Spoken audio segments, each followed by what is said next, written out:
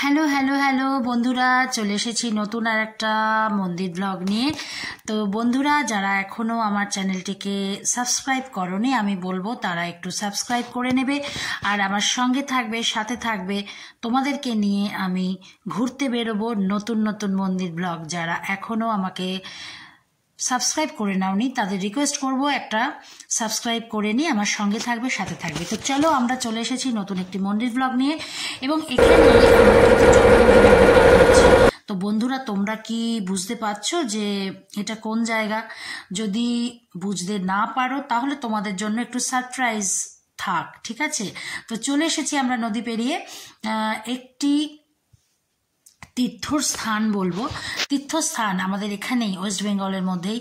তো এই তীর্থস্থানটা কোথায় তোমরা একটু আমাকে কমেন্টস করে অবশ্যই অবশ্যই জানাও।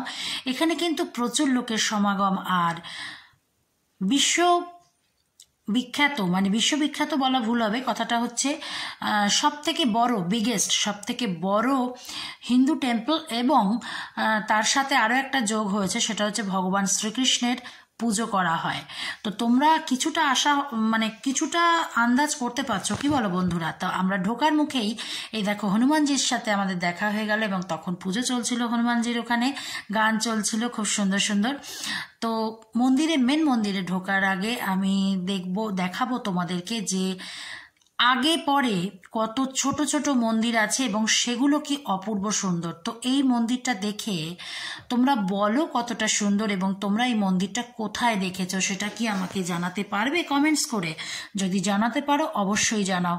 তো এই দেখো আরও একটি মন্দিরে চলে এসেছি আমরা। শুধু কারুকার্য দেখো, মন্দিরগুলোকে দেখো। আমি তোমাদের যেহেতু মন্দির ভ্লগ দেখাই তোমাদেরকে বানিয়ে, তো সেই জন্য মন্দির ভ্লগগুলো একটু অন্য রকমের হয়, যেটা তোমরা হয়তো অনেক সময় যেতে পারো না, কিন্তু আমি তোমাদেরকে সেগুলো দেখার ঘরে বসে ব্যবস্থা করেছি। তো আমি রিকোয়েস্ট করব আরও একবার যে তোমরা কিন্তু আমার বন্ধু হয়ে যাও, সাথে থাকো, সঙ্গে থাকো, আমার সাথে থাকো এবং নতুন নতুন মন্দির ব্লগ দেখো। তো এই দেখো আরও একটি মন্দির, যেটা মানে অকল্পনীয় সুন্দর এবং দেখলেই চোখ একদম ফেরানো যায় না, এরকম সুন্দর সুন্দর মন্দির। তো বন্ধুরা, তোমরা কোথা থেকে দেখছো আমাকে সেটাও একটু জানাবে, সেটাও আমার ভালো লাগবে। আমি তোমাদের কমেন্টসে ভালো লাগবে আমি নতুন নতুন মন্দির ব্লগ তৈরি করব। তো এই দেখো আরও একটি ছোট্ট মন্দির।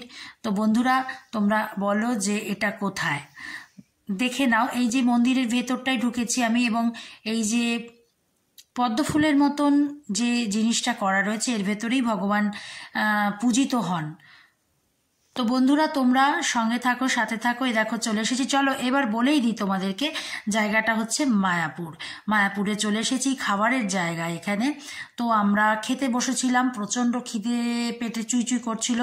তো 40 টাকা কেটে, কুপন কেটে আমরা খাবার জায়গায় বসে পড়েছি। কিন্তু খাবারের মান এত নিম্ন যে অত্যন্ত খারাপ লেগেছে আমার, যে আমরা রাস্তার বেগারকেও আমরা এরকম ধরনের খাবার পরিবেশন করি না, বা রাস্তার কুকুরকেও আমরা এরকম ধরনের খাবার পরিবেশন করি না যেটা এরা করছে। তো আমি নাম না নিয়ে এনাদেরকে বলবো যে আপনারা একটু খাবারের দিকে নজর দিন। ওয়ার্ল্ড বিগেস্ট টেম্পল আপনারা বলছেন, অথচ আপনাদের খাবারের মান এত নিম্ন যে বলারই কথা নয়। আর যারা গদা ভবনে খেয়ে থাকো তারা 299 টাকা দিয়ে খাবে এবার থেকে, মানে দুজনের 600 টাকা লাগবে। তো এটা নট পসিবল, প্রত্যেকটা মানুষের কাছে এত পয়সা থাকে না যে 600 টাকা দিয়ে দুজন খাবে। একসঙ্গে যদি 12 জন যায়, 10 জন যায়, তাহলে কত টাকা লাগতে পারে সেটা একবার ভেবে দেখো তোমরা। তো বন্ধুরা, আমি তোমাদের সাজেস্ট করবো বাইরে কিছু হালকা কিছু খেয়ে নাও, ব্যাস, ঠিক আছে। তো আমরা মন্দিরের ভেতরে চলে এসেছি, মেন মন্দিরে আমরা চলে এসেছি। এখন যেহেতু রবিবার, সেহেতু মন্দির বন্ধই ছিল এবং বাইরে কাতারে কাতারে লোক ছিল। তো বন্ধুরা, তোমরা দেখতে পাচ্ছ কত লোক কিভাবে ঘুরে ঘুরে বেড়াচ্ছে এবং প্রচুর ফরেনার এই সময় থাকে এখানে, এবং আমরা সেটা দেখেওছি। তো এই দেখো মেন মন্দিরের থেকে একটু পেছনের দিকের অংশ, এটা পেছনের দিকের অংশ।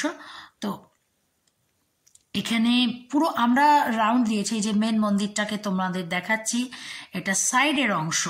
তো বন্ধুরা, যারা তোমরা এখনো এখানে দর্শন করতে যাওনি ভগবানকে, অবশ্যই একবার দর্শনের জন্য যাবে।